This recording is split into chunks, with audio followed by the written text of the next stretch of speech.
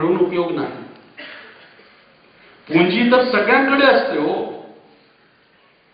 5-5 हजार कोटीचे माणसं आम्ही पाहिले आणि 25,000 कोटीचे माणसं पाहिले, पण दानात मधुसूदन सत्पाळकर जे सारखी कोणाकडे असते? किती लोक असतात की समाजाचा हित साधून माणुसकी जिवंत ठेवण्याचा प्रयत्न करतात आणि त्याचा वारसा अल्पायुमध्येच वर्षाताईंच्या या तरुण खांद्यावर देऊन आणि पुढे जातात। तर म्हणण्याचा अर्थ असा आहे की जे तुम्ही जन्म घेतलेला आहे किंवा जी बाल्यावस्था आहे, तो बाल्यावस्था म्हणजे ज्ञानाची अवस्था। ती बाल्यावस्था म्हणजे ज्ञानाची अवस्था आहे आणि या ज्ञानाला आपल्याकडे असून सुद्धा काही उपयोग नसतो जर त्याला आपण आचरणामध्ये आणलं नाही। म्हणून भारतीय संस्कृतीला जर एक शब्दामध्ये समजायचंय तर सदसंस्कार।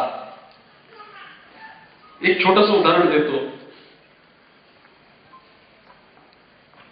एक भारतीय संत विदेशात गेले, त्याला बघून लोक हसायला लागले की हे कसं संत आहे, ह्याची वेशभूषा कशी आहे। त्यांचा उपहास बघून त्या संतांनी फक्त एकच उत्तर दिलं, तुमच्या संस्कृती आणि आमच्या संस्कृतीमध्ये काय फरक आहे माहिती आहे का? तुमची संस्कृती ही फॅशन घडवते आणि आमची संस्कृती ही चरित्र घडवते। आमची संस्कृती ही चरित्राने घडवलेली आहे आणि तुमची संस्कृती ही फॅशनने घडवलेली आहे। तसंच भारतीय संस्कृती आणि इतर संस्कृतीमध्ये काय फरक आहे तर तुम्ही बघितलं तर इतर संस्कृती जी आहे ते त्या देशातल्या संसाधन आणि परिस्थितीजन्य जे प्राकृतिक परिस्थिती आहे, जे संसाधन आहेत आणि जे परिस्थिती आहे त्याला बघून आणि विचार जे निर्माण होतात ती संस्कृती आहे। स्वित्झर्लंड डोंगराळ प्रदेश, खायची अडचणी, काय करायला पाहिजे? घड्याळ निर्मिती करायला लागली। घड्याळ निर्मिती करता करता त्यांना वाटलं की निसर्ग चांगला आहे, पर्यटन त्यांची जी आहे संस्कृती झाली। गरजाप्रमाणे मजबुरीमध्ये एक भारतवर्षाचा एक भाग वेगळा गेला, तो पाकिस्तान म्हणून ओळखला गेला। तिथले संसाधनची काय परिस्थिती आहे ते आपल्याला माहिती, आणि संसाधन तिथले असून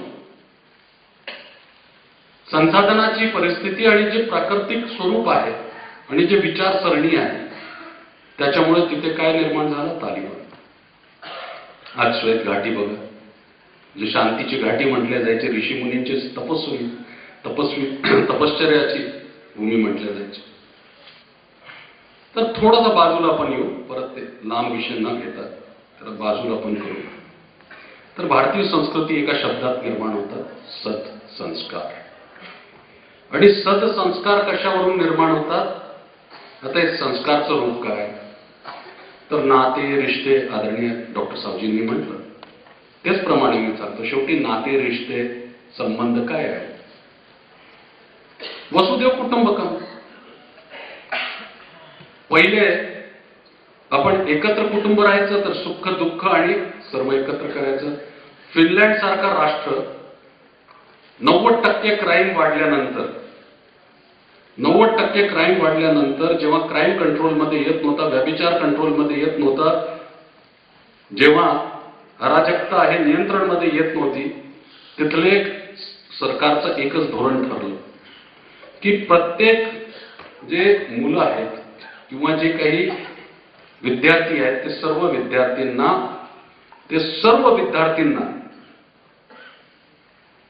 एक आठवडा तरी, महिन्यात किंवा हप्त्यात 2 दिवस तरी संयुक्त कुटुंबासोबत राहायला सुरुवात करायची। संयुक्त कुटुंबामध्ये राहायला लागले, संयमता यायला लागली, गरजा समजायला लागल्या। तिथे राहत असताना एकत्र कसं राहतात, मोठे वडीलधारी माणसांचा अनुभवाचा फायदा कसा उचलता येतो, ग्रस्त माणसं कशी आपल्या मुलांना खेळवतात, कसे कामं करतात, लहान मुलांना कसं संस्कार दिल्या जातं, चांगल्या पद्धतीचं शिक्षण दिलं जातं, आणि जे वयस्कर लोक आहेत ते सर्वांना बघून किती समाधानी होतात हे त्यांनी मुलांनी शिकलं आणि तिथे सुधारणा झाली। नेमकं इथेच आपलं तुटलं। आज आपण जे दुःखी आहोत ही जी वसुदेव कुटुंबकम आहे हे 3 रूपांनी परत जन्माला येते. हे 3 रूप म्हणजे काय? तर 3 रूप म्हणजे अनेकतामध्ये एकता. वसुदेव कुटुंबकम हे भारतीय संस्कृतीचं जे रूप आहे आणि सत्य. तर हे सत्य पुढे येणार. सगळे म्हणतात सत्य शोधा, ते तुमच्या हात आहे, कधी सापडत नाही हा सत्य शोधल्यानंतर. अरे वाणीची सत्यता जर सत्यता असती तर धर्मराज म्हटल्या जाणारा युधिष्ठिर हे वाणी असत्य कशी ठरवतोय आणि कुटील दुर्योधन आणि धूर्त शकुनी हा चौसरमध्ये जिंकतो कसा आहे? वाणीची सत्यता ही सत्यता नाही. वाणीची सत्यता ही सत्यता नाही.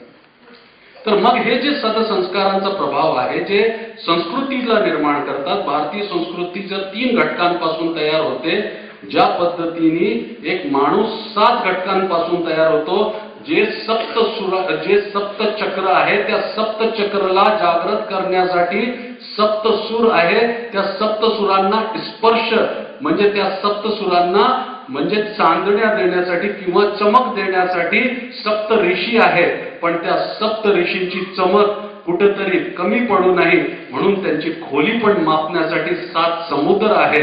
त्या 7 समुद्राचं चिंतन जर तुम्ही करून बाहेर पडला तर 7 जन्माचा तुम्हाला पुण्य लाभेल आणि 7 फेरे घेऊन तुम्ही जीवनातला परम सुख प्राप्त करणार. हे 7चा सांख्य सिद्धांत आहे. म्हणून संगीत किंवा गीत हे वाद्य नाही, शब्द नाही. माणसातली माणुसकी जागृत करणारी एक संवेदना आहे. ती संवेदना जे माणसातली पडलेली जी सुप्त भावना आहे त्याच्यातून माधुर्य रस निर्माण करते, गोडवा निर्माण करते. जसं ज्ञानेश्वर माऊलींनी अमृतानुभवच्या माध्यमातून दुःखातून सुख शोधून दिलं. प्रकाशाची वेगाची गणना करत असताना त्यांनी या अमृतानुभव रूपीच्या माध्यमातून विश्वशांतीचं पसायदान दिलं आणि त्यातून माणुसकीची रचना केली. आणि तेच अभंग आणि त्याच कीर्तनाचं एक रूप म्हणजे गीत म्हणा, संगीत म्हणा. म्हणणं खूप सोपं आहे. जर खुदाचे पुढे वाकलो नाही तर काफीर म्हटलं जातं. आणि माणसाच्या जीवनामध्ये एवढी परीक्षा घेतल्या जाते की माणसाला वाटतं की जीवन कशाला जगतोय तेही सांगण्यात येत नाही. तर म्हणून काय सांगावं लागतं की मग हे भाव कसे फुटतात. मग ते उदयसिंग देशमुख असेल की त्याचं नाव भैयू महाराज असेल की मग एक सामान्य एक व्यक्ती असेल. तो काय म्हणतो की दिल चीर के दिखला दिया अब तो मान विजा मेरे खुदा. आजच्या सध्याची समाजाची परिस्थिती सज्जन चांगल्या माणसांना हे प्रूव्ह करायला 90% म्हणजे 90% आयुष्य त्यांचं 90% आयुष्य त्याच्यातच चालला जातो की अरे बाबा मी चांगला आहे. ज्यांच्याकडे विचार आहेत त्यांच्याकडे संसाधन नाही आणि ज्यांच्याकडे संसाधन आहे त्यांच्याकडे विचार नाही. कारण ते संसाधन मिळवण्यासाठी विचार उधार घेतात आणि विचारे उधार तयार म्हणजे जे विचार तयार करणारे आहेत ते विचार तयार करण्यात संसाधन निर्माण करू शकत नाही. कारण त्यांचा सगळं वेळ विचार तयार करण्यात जातात. म्हणून ही वृत्ती अशी वाढलेली आहे. हा जी परिस्थिती आहे. तर मग एखादा उदयसिंग देशमुख सारखा गावातला तरुण आडंबर न करता चमत्कार न दाखवता जेव्हा शेतकरी कुटुंबातून बाहेर पडतो आणि धर्मव्यवस्थेतून सामाजिक परिवर्तनाचा विचार घेऊन एक सामान्य कुटुंबातून येणारे मधुकरराव सत्पाळकर सारखे किंवा आमचे इनामदार सारखे किंवा माझे जिवंत टिंग्यासारखे मिलिंद दादा सारखे आदरणीय सावजी सारखे जे व्यक्तिमत आहेत ते जेव्हा लढत असतात तर सामान्य माणसाच्या मनात इतकं भाव येतो. ते भाव असा असतो कि दिल चीर के दिखला दिया अब तो मान भी जा मेरे खुदा. अरे दिल चीर के दिखला दिया अब तो मान भी जा मेरे खुदा. अरे कहीं मैं रूठ बैठा तो फिर मुझे काफिर न कहना.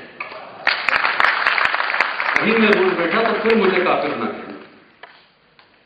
इंसान का भी अलग है. सांस रहती है, तो उसकी कीमत नहीं करता, वक्त रहता है तो कीमत नहीं करता, सांस और कीमत रहती तो वक्त नहीं करता, उसकी कीमत नहीं करता, और समय आता है तो एक सांस और एक क्षण के लिए भी वो लड़ता रहता है। तो बहुत भागा हूं ऐ जिंदगी तेरे जीने के लिए, बहुत भागा हूं ऐ जिंदगी तेरे जीने के लिए, अरे अब तू भी मेरे पीछे भागे जिंदगी अपने जीने के लिए। खरं वेळेचं मी सांगितलं आणि वेळेची किंमतचं सांगितलं, पण उशिराने मी चाललो. पण त्याचं कारण आहे. त्याचं कारण असं आहे की एक आदर्श व्यक्तिमत्वाच्या सोहळ्याला उशिरा येत असताना भैयू महाराज काय फार मोठा माणूस झाला का? खरं मला माहित होतं की जेव्हा एवढे चांगले बॅट्समॅन ज्या टीममध्ये असेल 8वी फळीपर्यंत, शेवटच्या या फलंदाजाला फारशी बॅटिंग करण्याचे चान्सेस नसतात. अतिशय उत्कृष्ट फलंदाजी माझ्यापूर्वी झाली. आम्ही गोलंदाज लोक आहोत, पण टेलेंटर आहे. कधी कधी टेलेंटमध्ये अश्विन सारखे येऊन हिट मारण्याची शक्ती थोडीशी देवाने दिलेली आहे. तर कधी कधी टेलेंटर उपयोगाचे ठरतात. आणि अशा परिस्थितीमध्ये आज जेव्हा मी बघितलं की एवढा स्कोर झालेला आहे, माझ्यासाठी काही मोजकं सगळं ओव्हर्स खेळायचे राहिलेत आणि त्याच्यामध्ये फार छोटंसं टार्गेट आहे, तर म्हणून मी विचार केला की आरामाने खेळूया थोडं, आणि जेव्हा टार्गेट वाढायला लागेल तर एक चौकार मारूया, म्हणजे तुम्ही बोर होणार नाही. काय तर उशिरा येण्याचं कारण कसं? एकदा मी एका कार्यक्रमाला गेलो. कार्यक्रमात चर्चा झाली, म्हणजे कार्यक्रम संपल्यानंतर तिथे चर्चा सुरू झाली. कार्यक्रम संपल्यानंतर तिथेच चर्चा सुरू झाली. चर्चेचा विषय काय होता? जेव्हा अमेरिकेमध्ये दहशतवाद्यांचा हल्ला झाला, अमेरिकेत जेव्हा दहशतवाद्यांचा हल्ला झाला, तर दहशतवाद्यांचा हल्ला झाल्यानंतर त्याच्यामध्ये एक सुद्धा भारतीय दगावल्या गेलं नाही. सगळ्यांनी कारण विचारलं, उत्तर ते एकच, दुसरेच भारतीय हसत हसत दिलं, अहो भारतीय लोकांना वेळेवर पोचायची सवय नाही. मी तिथेच होतो, मी त्यांना एक उत्तर दिलं, अहो तुमचं सगळं मान्य आहे, पण जेव्हा अमेरिकेसारखे सभ्य म्हटल्या जाणाऱ्या समाजामध्ये कॅटरीना येते, तेव्हा हे घरात घुसून प्रेतांसोबत अमाणुसकीचा व्यवहार करतात आणि दागिने काढून नेतात. पण मुंबईच्या लोकल ट्रेनमध्ये जेव्हा ब्लास्ट होतं, तर घरावर छप्पर नसलेले, अंगावर कपडे नसलेले आमचे भावंड जीवाची काळजी न करता त्या ब्लास्टचे जाऊन उभे राहतात, उशिराने पोहोचतात, पण माणुसकीने जगतात. हेच भारतीयाची ओळख आहे. पण उशिरा जरी आलो तरी माणुसकीने जगत होतो की नाही हे आपल्याला बघणं गरजेचं आहे. मी माणुसकी घेऊन आलो की नाही हे विचार आता तुम्ही करावं. तर महत्वाचा विषय असा आहे की आपण ते सत्संस्कारांवर होतो. या सत्संस्काराची जी निर्मिती आहे ती फक्त एकच गोष्टीपासून होते, ते सद्गुणांपासून होते. आणि जे देवाला तुम्ही शोधताय ते देव काही नाहीये, एक शब्दामध्ये देव आहे. तो देव म्हणजे सद्गुण आहे. रामायण पूर्ण ग्रंथ वाचलं, त्याच्यानंतर एवढंच सार मला तरी लक्षात आलं, मी फार ज्ञानी नाही, पण फार काय म्हणजे ज्ञानीच नाही, पण एवढं लक्षात आलं की ज्ञानाचा उत्तम आचरण मर्यादेत राहून त्याच्यात सर्वश्रेष्ठ पुरुषार्थ करणं म्हणजे श्रीराम आहे. आणि ज्ञानाचा अहंकार करून त्याला बागळणं म्हणजे रावण आहे. एवढ्यातच रामायण माझी संपली. जे सद्गुण आहे, दुर्गुण आहे, जीवन काय आहे, दोनच तर गोष्ट आहे, सद्गुण आणि दुर्गुण. नदीचे दोन पाठ कधी एकत्र होत नाही.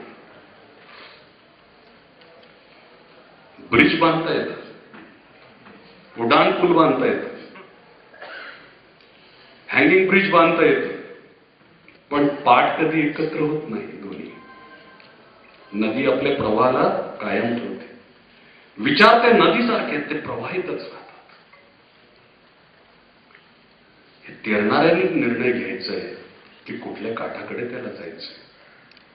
एका काठाकडे सुंदर तीर्थ आहे आणि दुसऱ्या काठाकडे स्मशानभूमी आहे. हे त्यांनी निर्णय घ्यायला पाहिजे की तीर्थाकडे वळायचं की स्मशानभूमीकडे जायचं. म्हणून म्हणतो ना, हे जे सद्गुण आहे ना, हे सद्गुण म्हणजे देव आहे.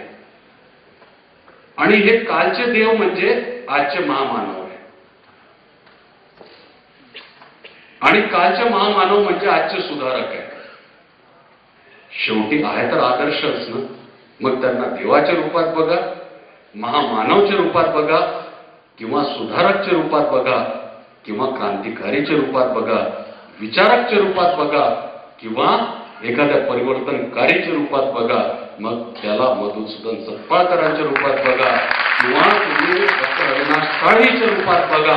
अहो, सत्कार कोणी दिला ह्याचं महत्व नाही, कोणाच्या स्मृतीत दिलं आणि कोणाला दिलं गेलं ह्याचं महत्व आहे. कशासाठी दिलं आणि कोणी हे द्यायला सुरुवात केली. आणि 8वा वर्ष आणि ते पण एवढं यशस्वी होत असताना 3 तासापासून जास्त झाल्यानंतर सुद्धा आपण इतके मन मोकळेपणाने बसलेला हा दाद देतात आहे. हे आमची ताकद नाही, या व्यक्तिमत्वाची ताकद आहे. आणि वसुदेव कुटुंबकांचा निर्माण केलेला आहे. या वसुदेव कुटुंबकांचा निर्माण केला आहे. ह्या व्यक्तिमत्वाचे अनुरूपच याचं जिवंत मूर्तिमंत रूप जे असायला पाहिजे ते डॉक्टर अविनाश साळवीच्या रूपात आहे, जे खेड्यापाड्यामध्ये एक मोठ्या परिवाराच्या रूपात काम करतात, आपले सगळे मुलांना एकत्र घेऊन चालतात. हे मला आनंदाची गोष्ट आहे. आदरणीय डॉक्टर साहेबांना मी सांगू इच्छुक आहे की मला पण एकच मुलगी आहे. मी मुलगा म्हणून होऊ दिला नाही की माझं असं म्हणणं होतं की पहिली गोष्ट ही आहे की आम्ही जर समाजात आदर्श निर्माण नाही केले आणि खोटे वंशवादाला आम्ही चालवत बसलो, हे मी ह्याचा प्रचार प्रसार करत नाही, त्याची मार्केटिंग करत नाही, तो भाग वेगळा आहे. पण त्याचा प्रचार प्रसार न करता एकच मुलगी असायला पाहिजे.